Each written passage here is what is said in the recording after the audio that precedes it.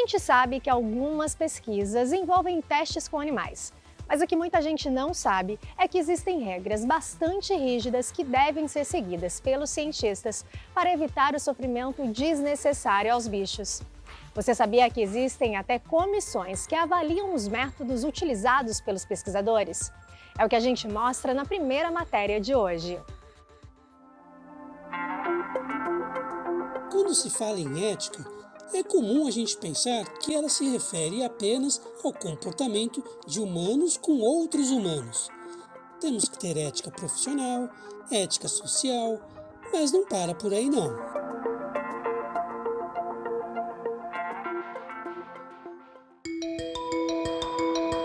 Quando cientistas usam animais em pesquisas, eles também devem seguir princípios éticos que visam proteger cada espécime manipulada. O CONSEA, Conselho Nacional de Controle de Experimentação Animal, é o órgão federal que regulamenta o uso de animais em pesquisas científicas no Brasil.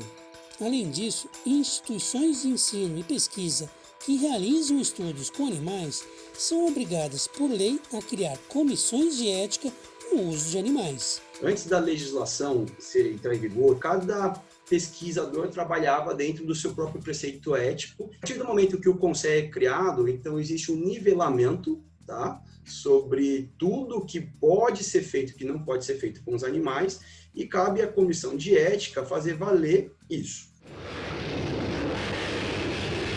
Muita gente pode achar que cientistas criam experiências e buscam resultados sem se preocupar com as consequências do estudo. Mas não é assim que as pesquisas funcionam.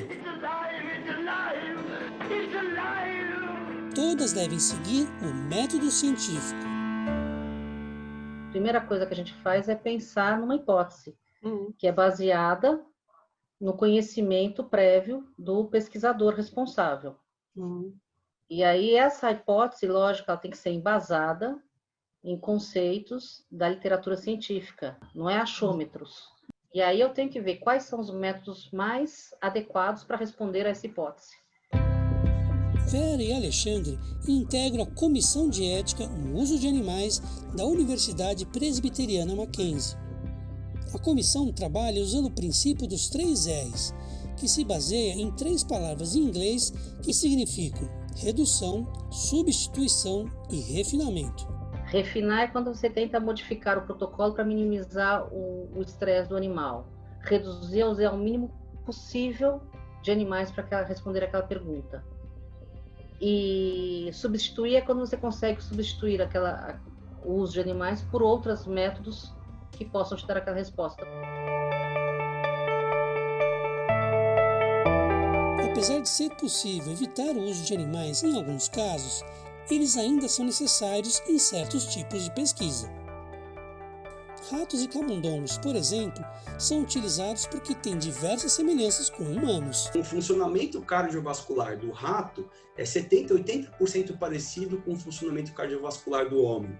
Então existem sim as discrepâncias, né, relativas à espécie, mas o rato e o camundongo não estão tão longe do homem quanto a gente imagina. Quando o uso de animais é necessário, os pesquisadores devem seguir uma série de normas e protocolos para garantir o menor desconforto possível. Qual que são as doses ideais para se usar de anestésicos? Se o animal tiver alguma intercorrência durante o protocolo de pesquisa, quais serão as medidas tomadas pelo pesquisador? Quais são os anti-inflamatórios? Se ele está com dor, quais são os analgésicos? O pesquisador ele já sabe, vou fazer um procedimento cirúrgico. Ok, ele sabe que precisa tratar a dor. O que ele não sabe muitas vezes é como fazer, ou como adequar o controle da dor com o procedimento que ele está fazendo. Aí nós alinhamos, que esse é o meu papel.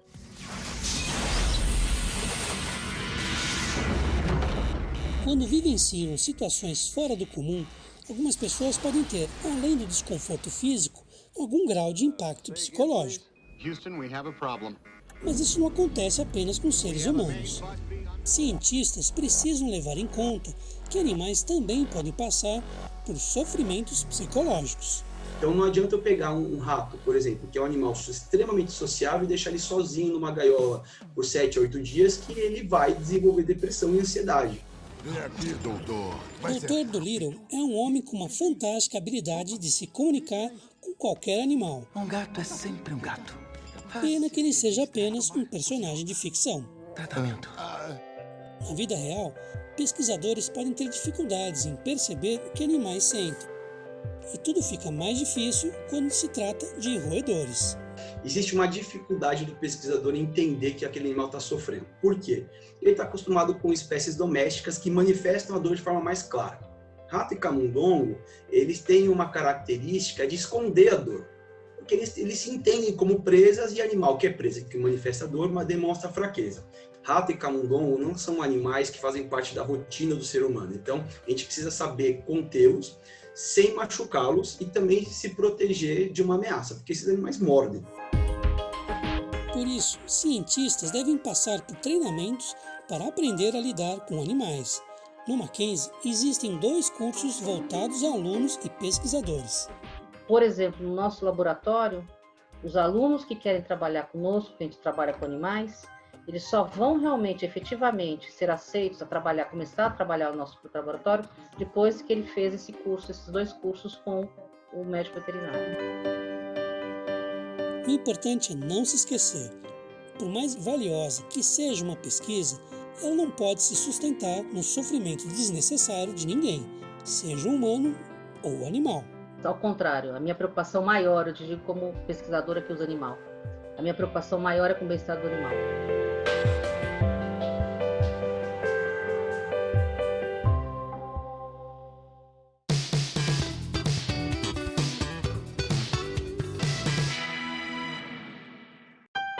A arte move o mundo e nós somos também movidos por ela. Não só por meio de sensações ou do entretenimento que consumimos. Ela é essencial para a formação intelectual e criativa do ser humano. Quando a gente pensa arte, a gente não pensa na disciplina de arte na escola só.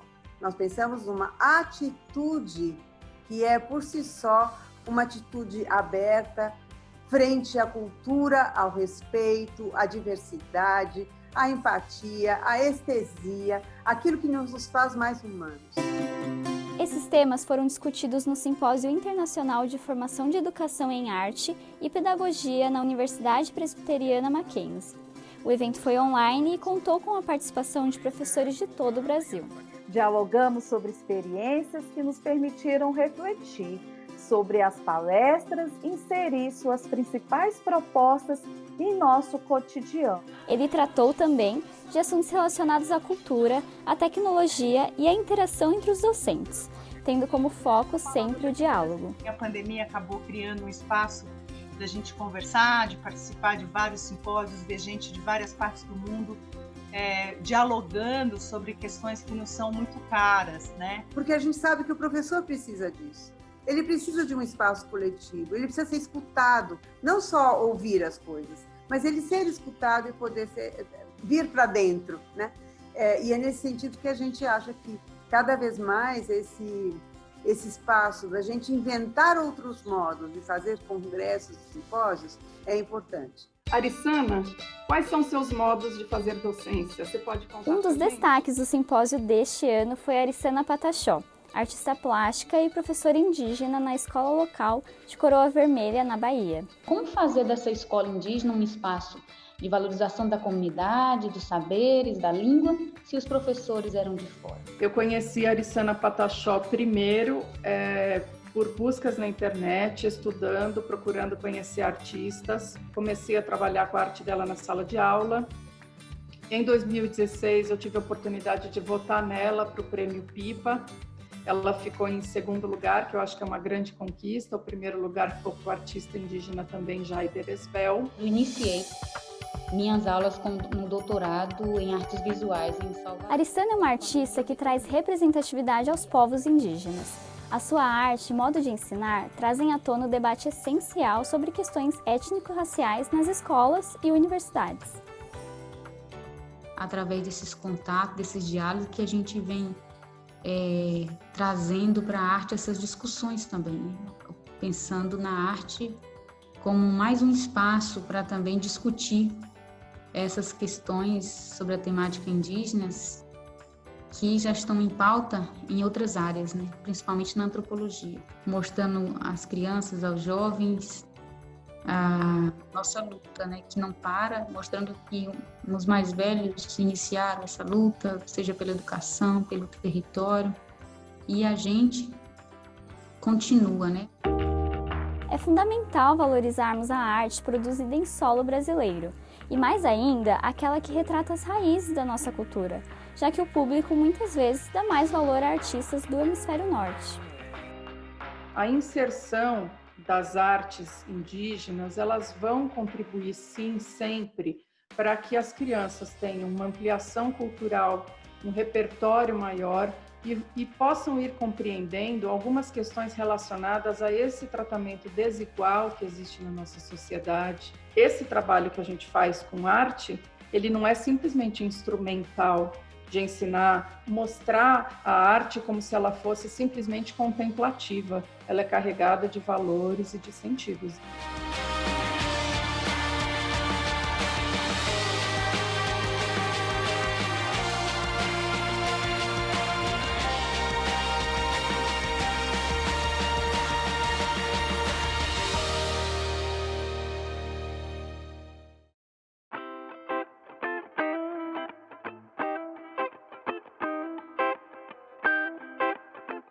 Olá pessoal, tudo bem com vocês? Eu sou a professora Suzy, do curso de Fisioterapia, e eu tô aqui de quarentena na minha casa, passando para a gente conversar um pouquinho sobre o enfrentamento que a Organização Mundial de Saúde vem realizando para a Covid-19. Desde janeiro desse ano, a OMS reconhece que a propagação do coronavírus é uma emergência de saúde pública de importância internacional.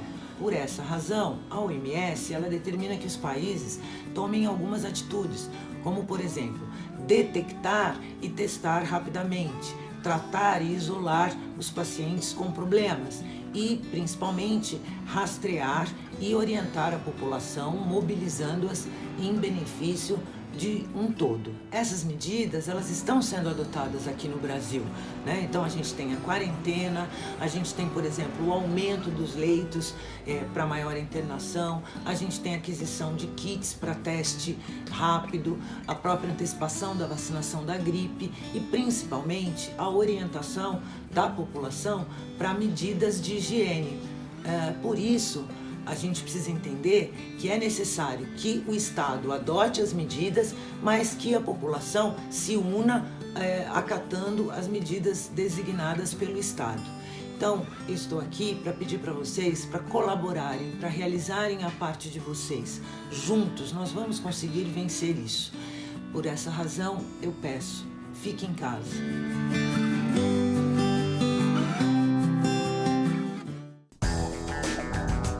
Olha que prédio enorme! Nele vivem centenas de pessoas. Você conseguiria projetar uma obra como essa? E que tal esse prédio? Lindo, não é? Mas não basta ser bonito, tem de dar conforto às pessoas. Você sabe como fazer isso? Casas, prédios... Para você morar ou trabalhar neles, eles precisam ser projetados. Tem que fazer cálculos, desenhos, prever os materiais. Você seria capaz de fazer isso? Com um arquiteto, sim. Em um curso de arquitetura, você tem aulas de sistemas construtivos, paisagismo, conforto ambiental, estética e muitas outras. Você aprende a unir criatividade e ciência para melhorar a vida das pessoas. Mackenzie, formando gente que vai mudar o mundo. É isso aí, o Mackenzie Movimento está chegando ao fim, mas na próxima semana a gente volta com mais matérias para você. Enquanto isso, não deixe de acessar o nosso site, mackenzie.br, para conhecer mais sobre os cursos e projetos da universidade. Eu te vejo em breve. Até mais!